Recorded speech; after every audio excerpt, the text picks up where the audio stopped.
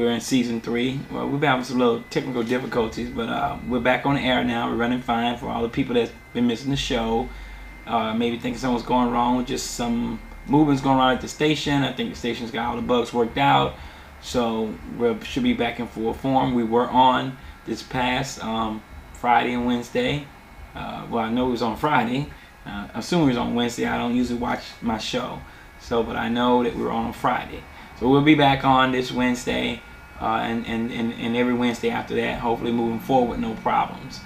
We want to stop though and take a moment, realize this is the month of February, and this is Black History Month, and we want to take time to recognize some of the people that I call them from heroes to history, which means to me people that invented certain things and did certain things in the past were heroes, and that for if we talk about them today, it's a part of our history. So that's from heroes to history for me. Now, a lot of people may not know where Black History Month came from, who's the originator of Black History Month. Maybe you haven't even thought about it, but in 1926, Carter G. Woodson, he was the originator of Black History Month. Originally, it was actually Black History Week, and they didn't call it Black History, they called it Negro History Week, what it was called. And later it turned to Black History Month. I used to wonder years ago why February. And I know people used to ask me why February is the least days of the year, etc., etc. But my understanding was Mr. Woodson chose the month of February in relation to Frederick Douglass and Abraham Lincoln, being that they were both born in the month of February. And that was the reason why he chose it. It had some significance to him that they were connected in that way, and he wanted to use it as the month that he chose to move forward. And that brings us to where we're at today in 2011, where obviously today is the 7th of February. We're 7 days into the second month of the new year. And it's just some people I want to bring to your attention that I think it obviously is one of a couple of those heroes. It's a male and female. Nathaniel Alexander.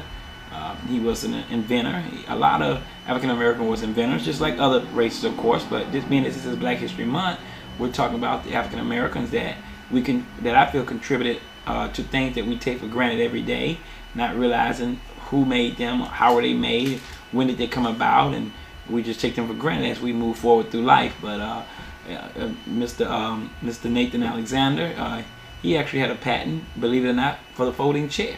And I know it seems bizarre because I know I never think about who created the folding chair. Never something that came into my mind.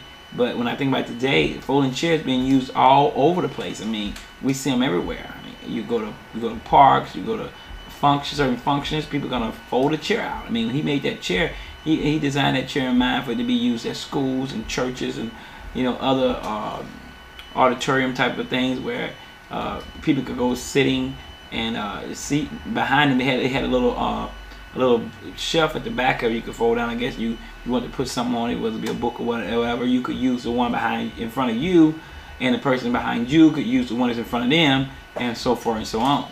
So I mean, I'm sure Mr. Alexander did other things as well, but that was just one of them that we take for granted every day when we sit down and unfold a chair. I know I do. And just to keep it, moving forward and to keep it balanced. And some people may say, well, how is that makes him a hero? Well, when you consider the amount of folding chairs being used and something as simplistic as a folding chair is being utilized all over the world, I'm sure, basically.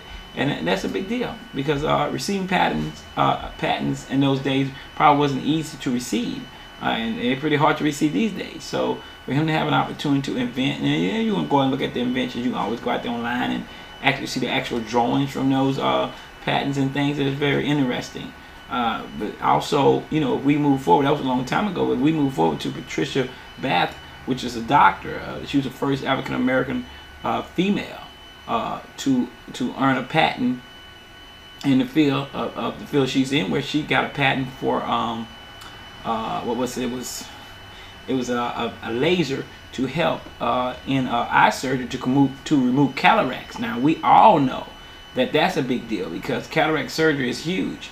I mean, it's a lot of people making a lot of money out there today as far as using lasers to remove cataracts and lasers to do all kinds of things. So there's different type of lasers And well, she wasn't the first one to invent the laser, obviously, but that particular type to do that particular work is what we're talking about, because there's all type of lasers that do all type of things, and they wasn't when it was original patent for laser wasn't called a laser, it was called a maser, believe it or not, and eventually people moved on and people called it different things, and this is just one of them, and this is a major find and a major thing to do, because something of that nature is huge as far as the treatment of one's eyes. I mean, obviously our eyes is the windows of the world, and imagine back in the day when they were using those different types of things that they talked about as far as the helping with the cataracts. I understand it was a painful procedure. They had to do some different types of stuff, scraping and other things to try to get these cataracts off one's eyes. But now with the laser, obviously you can go in and do great things, and I think that was important, and she's definitely a hero when you look at the difference lasers on eye surgery has made so the eye surgery can be more accurate. So those are two of the people that I'm bringing to you in this segment of the show, from heroes to history, getting that point across. And if you remember those people's names again, remember the creator of Black History Month is Mr. Carter G. Woodson. Carter G. Woodson.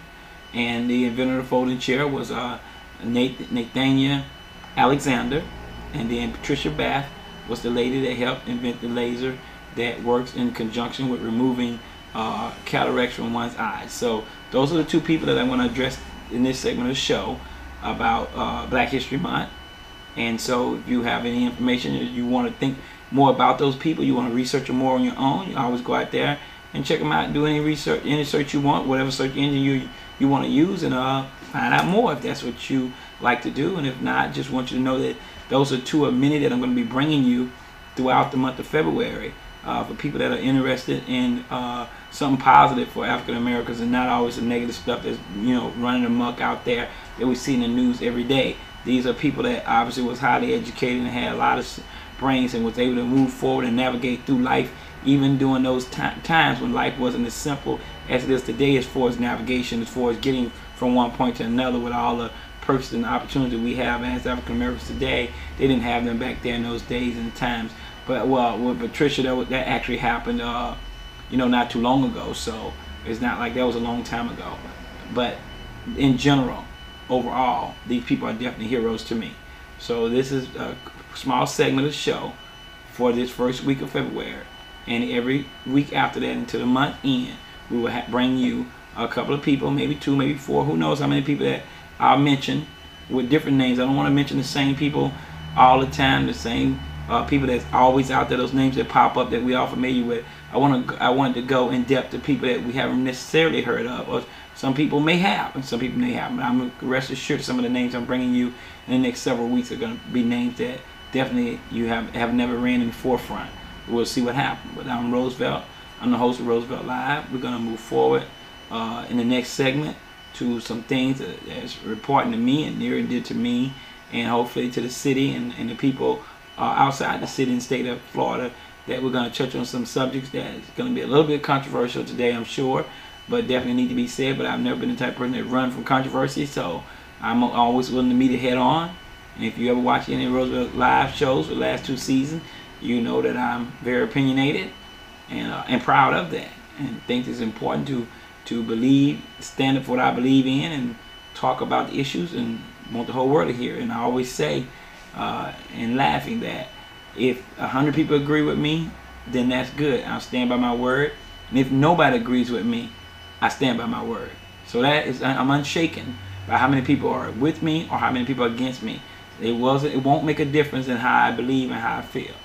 So I'm Roosevelt. I'm your host of Roosevelt Live. You can check me out on Bright House channel 950 or 949 on Wednesdays and Fridays.